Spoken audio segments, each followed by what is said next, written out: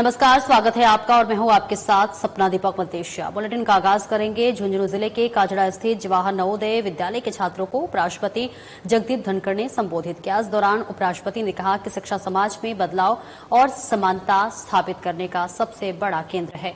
उन्होंने कहा कि शिक्षा समाज में समानता को बढ़ावा देती है और असमानता को समाप्त करती है। शिक्षा हमें जो चरित्र प्रदान करती है वही हमें परिभाषित करता है और वही विश्व बाल दिवस के मौके पर उपराष्ट्रपति ने अनुशासन, संस्कार और मानव निर्माण के महत्व पर बल दिया।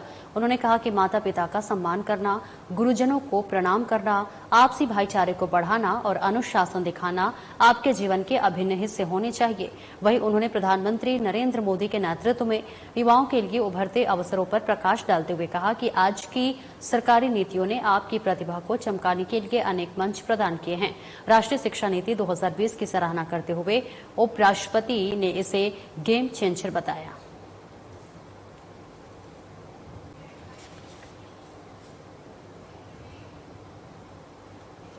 राज्यपाल हरिभाऊ बागड़े छत्रपति संभाजीनगर में ज्ञान यज्ञ फाउंडेशन द्वारा आयोजित तृतीय पद्य फेस्टिवल के उद्घाटन समारोह में शामिल हुए।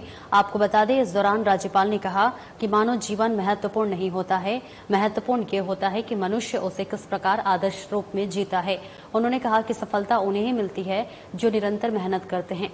देश की संस्कृति और उपलब्धियों के गौरवशाली इतिहास के लिए कार्य करने वाले पूज्य होते हैं और उन्होंने पद्य पुरस्कारों की चर्चा करते हुए कहा कि विभिन्न क्षेत्रों में ये इसलिए प्रदान किए जाते हैं कि इन्हें पाने वालों से प्रेरणा लेकर युवा पीढ़ी उत्कृष्ट जीवन की ओर आगे बढ़ सके। उन्होंने लहरों से डरकर नौका पार नहीं होती, कोशिश करने वालों की हार नहीं होती कविता पंक्तियां सुनाते हुए युवाओं को विकसित भारत के लिए निरंतर कार्य करने का आह्वान किया।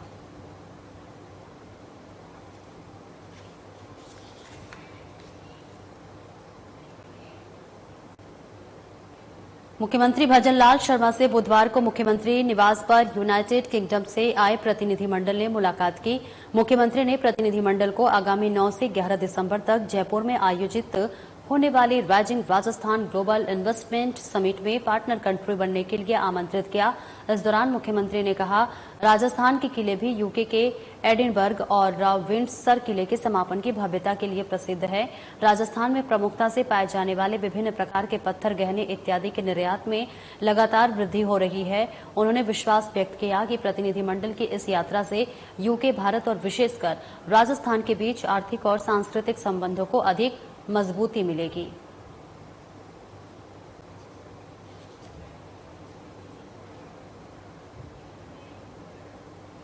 मुख्यमंत्री भजनलाल शर्मा के निर्देशानुसार राज्य सरकार ने प्रदेश में फिल्म द साबरमती रिपोर्ट को टैक्स फ्री किए जाने का निर्णय किया है। इस निर्णय से प्रदेश में इस फिल्म की टिकट पर लगने वाले राज्य माल और सेवा कर की प्रतिपूर्ति राज्य सरकार द्वारा की जाएगी। इसको लेकर मुख्यमंत्री भजनलाल शर्मा ने कहा कि ये फिल्म अतीत की उस सच्चाई को उजागर करती है जिससे पूरा देश अनभिज्ञ था। इस फिल्म के माध्यम से निर्दोष व्यक्तियों को अपनी बात रखने का अवसर मिला है।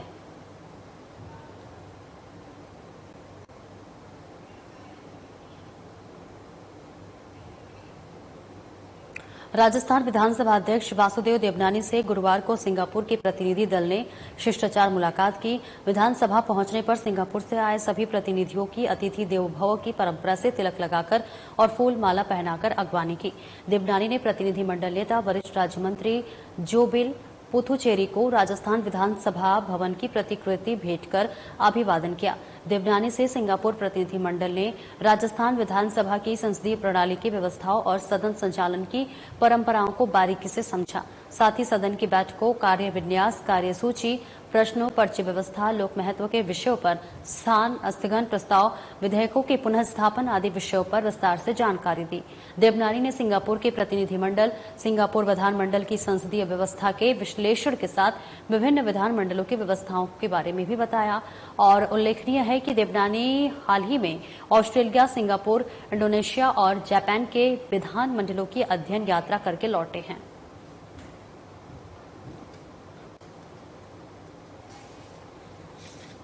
तो राजस्थान विधानसभा अध्यक्ष वासुदेव देवनानी से गुरुवार को सिंगापुर के प्रतिनिधि दल ने शिष्टाचार मुलाकात की है। तस्वीरें आपको दिखा रहे हैं मुलाकात की, जहां विधानसभा पहुंचने पर सिंगापुर से आए सभी प्रतिनिधियों की अतिथि देवो भव की परंपरा से तिलक लगाकर और फूल माला पहनाकर आगवानी की गई है। तो वहीं देवनानी ने प्रतिनिधिमंडल नेता वरिष्ठ राज्य मंत्री जेबिल पुथुचेरी को राजस्थान विधानसभा भवन में प्राकृति भेंट कर अभिवादन किया है। देवनानी से सिंगापुर प्रतिनिधि मंडल ने राजस्थान विधानसभा की संसदीय प्रणाली की व्यवस्थाओं और सदन संचालन की परंपरा को बारीकी से समझा और साथ ही सदन की बैठकों, कार्य विन्यास, कार्यसूची, प्रश्नों, पर्ची व्यवस्था, लोक महत्व के विषयों पर स्थगन प्रस्ताव, विधेयकों के पुनः स्थापन आदि विषयों पर विस्तार से जानकारी दी। देवनानी ने सिंगापुर के प्रतिनिधिमंडल, सिंगापुर विधानमंडल की संसदीय व्यवस्था के विश्लेषण के साथ ही विभिन्न विधानमंडलों की व्यवस्था को भी बताया। उल्लेखनीय है कि देवनानी हाल ही के ऑस्ट्रेलिया, सिंगापुर, इंडोनेशिया और जापान के विधानमंडलों की अध्ययन यात्रा करके लौटे हुए हैं। तस्वीरें जयपुर से दिखा रहे हैं, जहां सिंगापुर के प्रतिनिधि दल ने शिष्टाचार मुलाकात की है।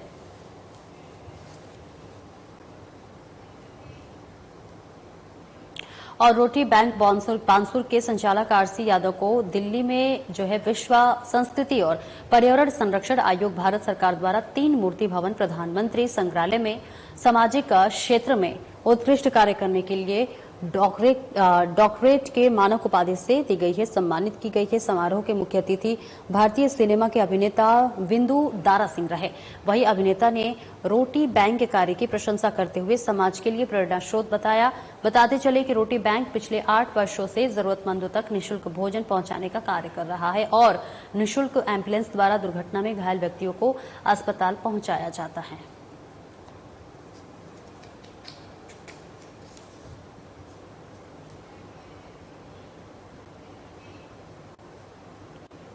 और अनूपगढ़ जिले की घटसाना मंडी में पिछले 17 दिनों से लोग सरकारी अस्पताल में रिक्त पदों पर डॉक्टरों और नर्सिंग कर्मियों की नियुक्ति, साथ ही सरकारी अस्पताल के भूखंड के पट्टे की मांग को लेकर धरने पर बैठे हुए हैं। धरने के बावजूद सरकार की तरफ से इस मुद्दे पर कोई ठोस कार्रवाई नहीं की गई, जिससे प्रदर्शनकारियों में रोष बढ़ गया। बुधवार शाम को प्रदर्शनकारियों ने अपने आक्रोश को व्यक्त करते हुए कागज पर खून से अपनी मांगे लिखी और अर्धनग्न होकर प्रदर्शन किया। इसके बाद उन्होंने सरकारी अस्पताल के प्रभारी डॉक्टर संदीप पाचार को मांग पत्र सौंपा। धरने पर बैठे मदन गेदर और राहुल अरोड़ा ने बताया कि घड़साना के लोग काफी समय से सरकारी अस्पताल में रिक्त पदों पर डॉक्टर और नर्सिंग कर्मियों की नियुक्ति और अस्पताल के भूखंड के पट्टे की मांग कर रहे हैं, लेकिन सरकार द्वारा इन मांगों पर कोई ध्यान नहीं दिया गया। इस कारण लोग आक्रोशित हैं और अब मांगों को खून से लिखकर सरकार तक भेजने का निर्णय लिया गया है।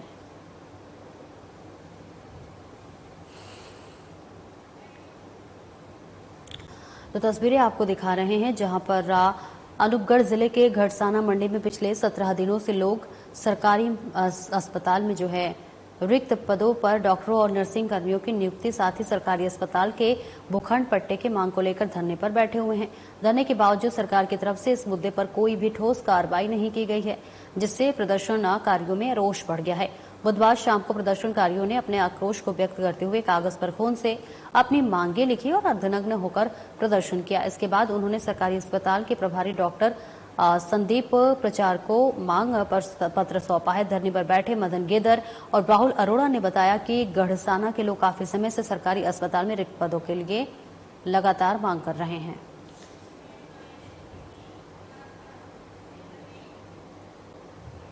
राजस्थान विधानसभा अध्यक्ष वासुदेव देवनानी 4 देशों की यात्रा के बाद बुधवार को जयपुर पहुंचे। देवनानी जापान के टोक्यो से रवाना होकर रात्रि 8 बजे दिल्ली हवाई अड्डे पर पहुंचे, जहां से वे इंडिगो वायुयान सेवा से जयपुर पहुंचे। सांगानेर हवाई अड्डे पर देवनानी के पहुंचने पर राज्य सरकार के मंत्री, सांसद, विधायक, जन प्रतिनिधि, अजमेर जिले और सिंधी समाज के प्रतिनिधि, परिवारजन और आमजन से भव्य स्वागत किया। देवनानी का फूल मालाओं और पुष्प गुच्छों से स्वागत किया गया।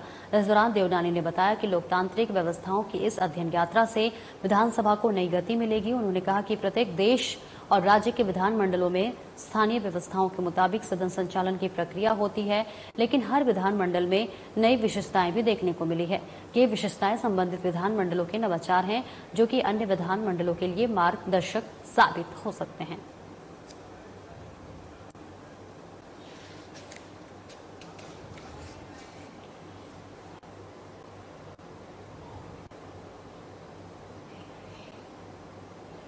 और जयपुर के बिड़ला ऑडिटोरियम में जाट हॉस्टल के संस्थापक विजय पुनिया का जन्मदिन बड़े ही धूमधाम के साथ मनाया गया। इस मौके पर जाट हॉस्टल से पूर्व निकले हुए छात्र और वर्तमान छात्र शामिल हुए। ये एक तरह से पूर्व छात्रों का स्नेह मिलन समारोह था और इस मौके पर जाट हॉस्टल के अलावा अन्य हॉस्टलों के छात्र भी शामिल हुए। इस कार्यक्रम में जाट महासंघ के अध्यक्ष राजा राम मिल, गुर्जर समाज के नेता विजय बैंसला, पीसीसी अध्यक्ष गोविंद सिंह डोटासरा, राजस्थान सरकार के मंत्री जवाहर सिंह बेडम, राजस्थान सरकार के मंत्री कन्हैयालाल चौधरी समेत कई जाट सरदारी शामिल हुई और सभी लोगों ने विजय पुनिया को जन्मदिन की हार्दिक शुभकामनाएं दी।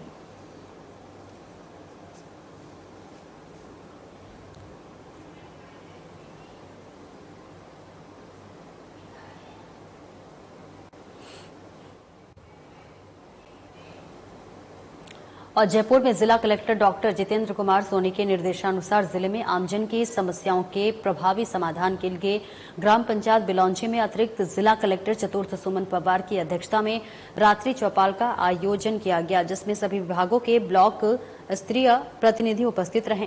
रात्रि चौपाल में अतिरिक्त जिला कलेक्टर की मौजूदगी में सभी विभागों के प्रतिनिधियों ने अपने अपने विभाग की फ्लैगशिप योजनाओं के संबंध में आम नागरिकों को जानकारी प्रदान की, जिससे कि इन योजनाओं में जो है अधिकाधिक ग्रामीण लाभान्वित हो सके। और जनसुनवाई के दौरान विभिन्न विभागों से संबंधित लगभग 35 परिवाद प्राप्त हुए। बताते चले उक्त परिवादों में से अधिकतर परिवादों का मौके पर ही निस्तारण किया गया और शेष परिवादों के लिए अतिरिक्त जिला कलेक्टर चतुर्थ ने 3 दिन में निस्तारण करने के लिए भी निर्देश दिए। और रात्रि चौपाल के अंत में सभी अधिकारियों, कर्मचारियों, ग्रामीणों ने स्वच्छता की शपथ ली।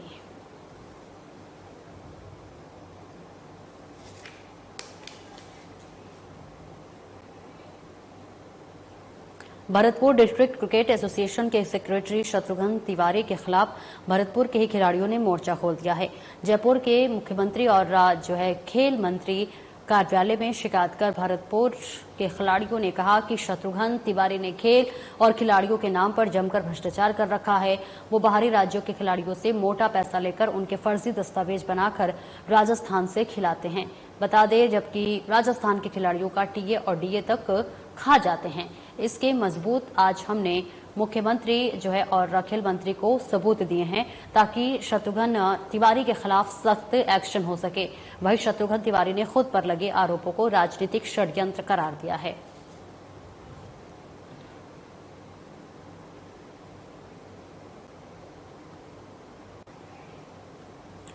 तो तस्वीरें आपको दिखा रहे हैं जहां भरतपुर डिस्ट्रिक्ट क्रिकेट एसोसिएशन के सेक्रेटरी शत्रुघ्न तिवारी के खिलाफ भरतपुर के ही खिलाड़ियों ने मोर्चा खोल दिया है। आपको बता दें कि जयपुर में मुख्यमंत्री और खेल मंत्री कार्यालय में शिकायत पर भरतपुर के खिलाड़ियों ने कहा कि शत्रुघ्न तिवारी ने खेल और खिलाड़ियों के नाम पर जमकर भ्रष्टाचार कर रखा है। वो बाहरी राज्यों के खिलाड़ियों से मोटा पैसा लेकर उनके फर्जी दस्तावेज बनाकर राजस्थान से खिलाते हैं, जबकि राजस्थान के खिलाड़ी का टीए और डीए तक खा जाते हैं। इसके सबूत आज हमने मुख्यमंत्री और खेल मंत्री को दिए हैं ताकि शत्रुघ्न तिवारी के खिलाफ सख्त एक्शन हो सके।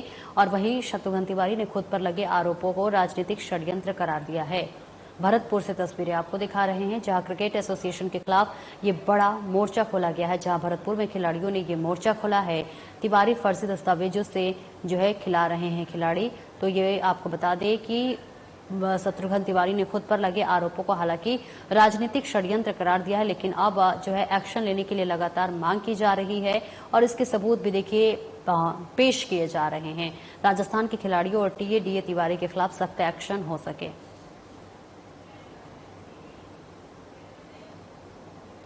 टहला क्षेत्र के गोलका बास में एक अनजाने के सोने मकान में जो है चोरी करते हुए पकड़ लिया गया है। जी हां, ग्रामीणों ने उक्त व्यक्ति को पकड़कर बांध दिया, जिसकी सूचना पर गोलका बास चौकी पुलिस मौके पर पहुंची, जहां चोर को ग्रामीणों ने पुलिस को सौंप दिया है। पुलिस उक्त व्यक्ति से पूछताछ में जुट गई है। जानकारी के मुताबिक आपको बता दें कि मकान मालिक मेरठ में रहते हैं। ग्रामीण रुपेश गोयल ने बताया कि विनोद कुमार गुप्ता अपने घर से खाना खाकर जा रहे थे तो देखा कि एक व्यक्ति अपने सिर पर सिलेंडर रखकर ले जा रहा है। इसके अलावा 2 लोग और थे जो बाइक पर सवार थे, जिन्होंने पहले ही कट्टे बैटरी व इन्वर्टर लेकर फरार हो गए थे। वही एक व्यक्ति को पकड़कर पुलिस को सौंप दिया गया है। दिन के अंदर तो उसके अंदर 5-6 लोगों ने जाके देखा तो सारा सामान फैला हुआ पड़ा हुआ था।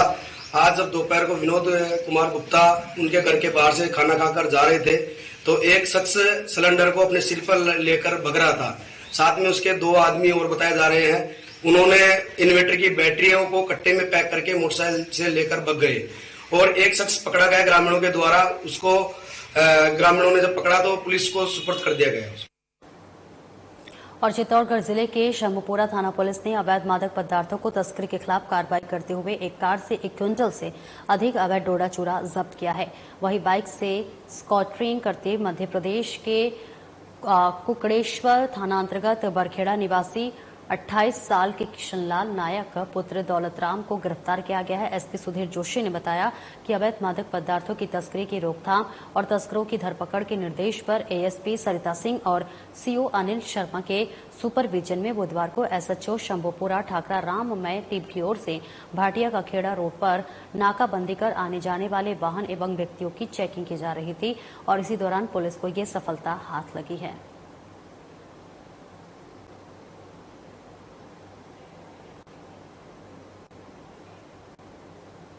और भारत सरकार के national digital life stock mission के प्रतिनिधियों के साथ पशुपालन विभाग के आधिकारिक बैठक सचिवालय में आयोजित की गई है। इस चर्चा में बीआईएफएल के प्रतिनिधि भी ऑनलाइन शामिल हुए। पशुपालन विभाग के शासन सचिव डॉक्टर समित शर्मा ने कहा कि पशुओं का चिन्हीकरण, टीकाकरण, प्रजनन, पोषण, बीमारियों के उपचार और मोबाइल वेटनरी यूनिट सेवा को एकीकृत प्लेटफॉर्म पर संपादित किया जाएगा। वहीं बैठक में डॉक्टर शर्मा ने निर्देश दिया कि 1962 ऐप अधिक से अधिक पशुपालकों से डाउनलोड करवाया जाए ताकि वे विभागीय योजनाओं का लाभ आसानी से उठा सके और अपने पशुओं के बारे में भी जानकारी ले सके।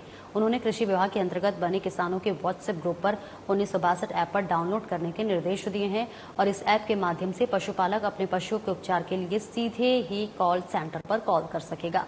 उन्होंने कहा कि पशुओं के टैग नंबर को उनका आधार नंबर माना जाए और उसी के नंबर से उनका रजिस्ट्रेशन 1962 ऐप पर किया जाए।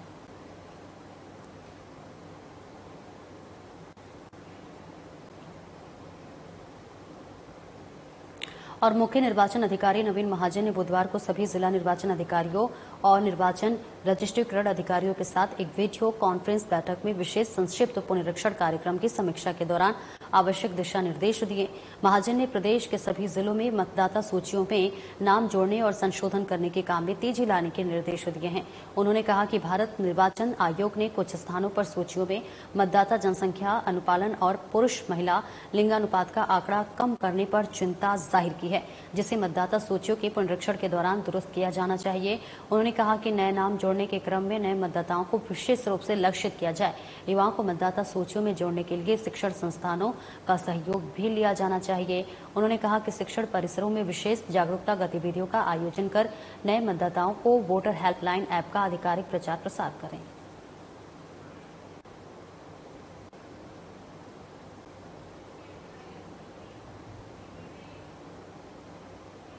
और बीकानेर जिला कलेक्टर नम्रता विश्नी ने पुलिस अधीक्षक कावेंद्र सिंह सागर के साथ आपको बता दें खाजूवाला के सीमांत क्षेत्र 34 केवाईडी और 40 केवाईडी में मिशन सरहद संवाद के तहत बुधवार को जनसुनवाई के दौरान उन्होंने कहा कि सरहदी क्षेत्र में रहने वाले लोगों की समस्याओं को सुनने और उनके त्वरित समाधान की दृष्टि से ये पहल की गई है।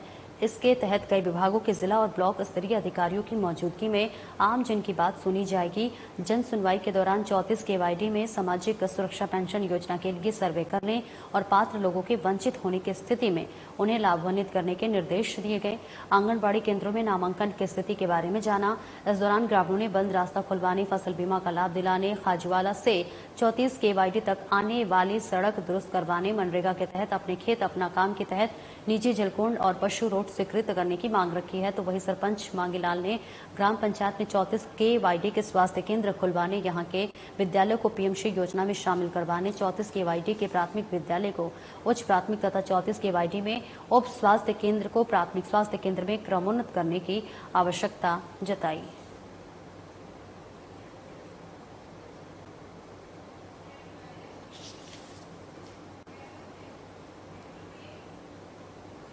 और बीकानेर में अतिरिक्त संभागीय आयुक्त शैलेंद्र देवड़ा ने बुधवार को भिन्न विभागों की बजट घोषणाओं, विभागीय योजनाओं और विकास कार्यों की प्रगति की समीक्षा की।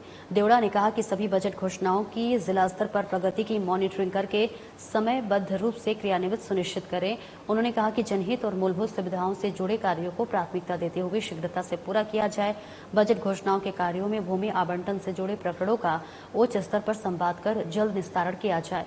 वहीं अतिरिक्त संभागीय आयुक्त ने जिले के समस्त कार्यालय भवनों और परिसरों की साफ सफाई, सौंदर्यीकरण, अनुपयोगी सामान की नीलामी और पुराने रिकॉर्ड को सुव्यवस्थित करने के संबंध में जानकारी लेते हुए ई फाइलिंग प्रणाली का आधिकारिक उपयोग करने को कहा।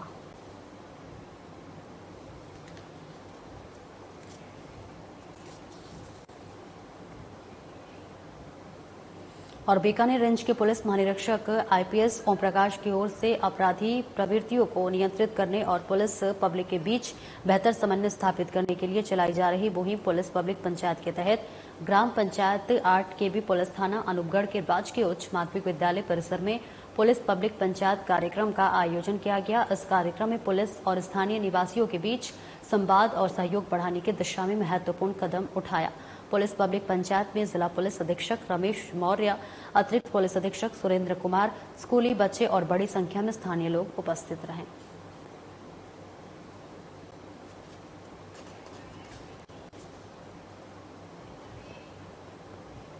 जयपुर विकास प्राधिकरण द्वारा जोन 11 निजी खातेदारी करीब 20 बीघा कृषि भूमि पर नवीन अवैध कॉलोनी को प्रारंभिक स्तर पर ही पूर्णतः ध्वस्त किया गया। वहीं जोन 12 निजी खातेदारी करीब 19 बीघा कृषि भूमि पर 3 नवीन अवैध कॉलोनियों को प्रारंभिक स्तर पर ही पूर्णतः ध्वस्तीकरण किया गया। साथ ही जोन 9 सुओ मोटो के तहत गोनेर में रोड सीमा को कब्जा अतिक्रमण मुक्त करवाया गया। पुलिस उप महानिरीक्षक कैलाश चंद्र बिश्नोई ने बताया कि जोन 11 के क्षेत्राधिकारी में अवस्थित ग्राम पवालिया जिला जयपुर में करीब 20 बीघा निजी खातेदारी कृषि भूमि पर जेडीए की बिना स्वीकृति अनुमोदन के और बिना भू रूपांतरण करवाए भूमि को समतल वृंदावन विहार के नाम से कर बीते दिवसों मौका पाकर रातों रात किए गए अतिक्रमण को ध्वस्त किया गया है।